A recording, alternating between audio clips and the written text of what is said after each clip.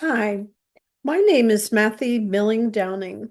I'm a member of St. John's Episcopal Church in Olney, Maryland, and I am the UTO coordinator for the Diocese of Washington, D.C., and the Province 3 rep for UTO as well. I'm happy to have this opportunity to speak to you about the 2026 United Thank Offering Bishop's Endorsement Form. First of all, make sure the bishop's form is typed. No handwritten forms, please. It is perfectly acceptable to include a second page with the two typed questions as an attachment if the bishop decides to handwrite the answers.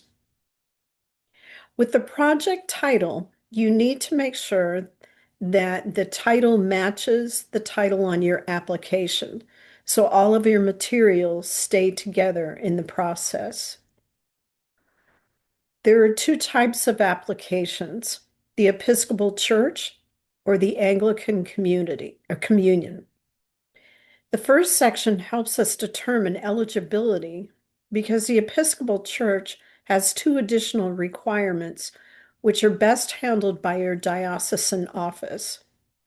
If you are applying from the Episcopal Church, your diocese is required to have paid their assessment to the Episcopal Church or will have received a waiver. If you're not sure if your diocese is in compliance with this requirement, please email your diocesan office to check. If you are applying from the Anglican Communion, you must have the endorsement of the primate. Remember, each province of the Anglican Communion can only submit two applications, and it cannot come from a diocese that applied last year, regardless of whether or not they ended up getting funded. The next section we're going to talk about is for all applications. It has 5 questions that assist with the processing of the grant and to ensure that your application meets the UTO funding requirements. The first 3 questions are about oversight.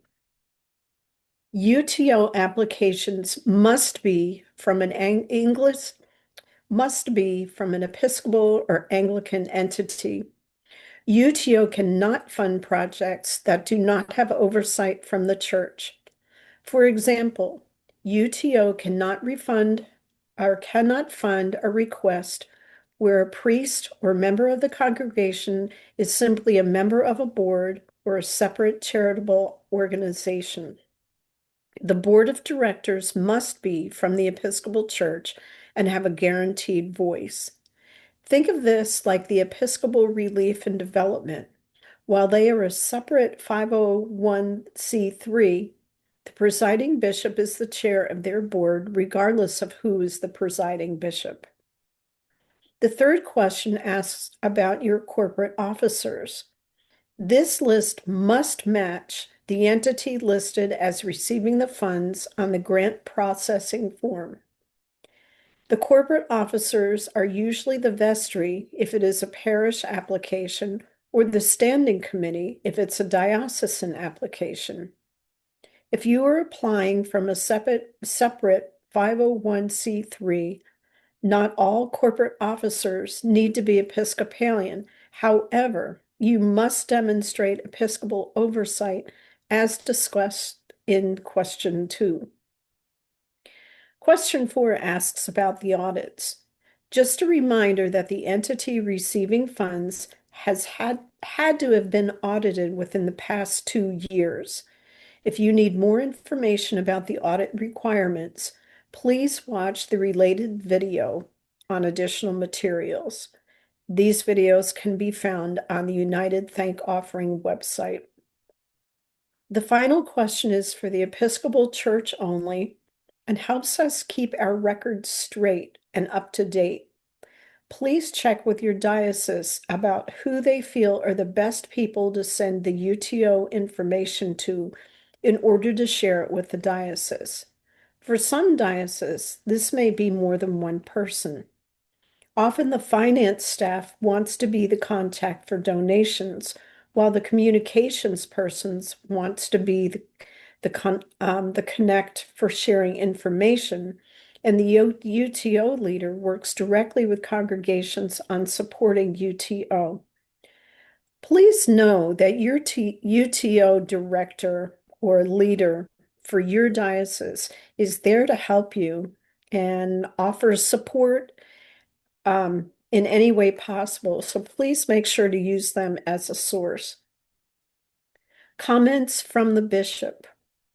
Be sure to provide enough information about your project to your bishop and the diocesan staff so that they can give detailed answers to the two bishops' questions. Just a reminder, we do not place word limits on the bishops, so this is an opportunity to share additional details about your project that you couldn't share with the word limit on the application form.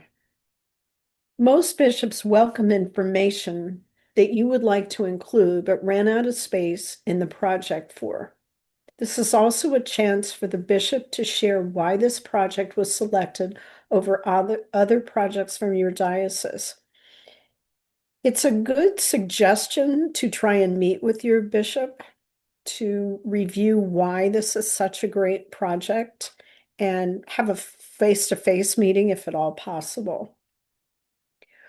Approval of the application and accountability disclaimer. This section often causes issues for applicants, and we have simplified it to make it more straightforward. Please delete the section in orange and add the name of the implementing organization, which should be the same as the organization receiving the funding or the diocese. The bishop must sign this form, or if there is no bishop, then the person who is in charge should sign. This is usually the head of the standing committee. If you are applying from the Anglican Communion, the second line must be signed by the primate. Again, it is best to secure this endorsement early since each province can only submit 2 applications. If this is an application for a province of the Episcopal Church, then this application must be signed by the president of the province below. Do not wait until the last minute.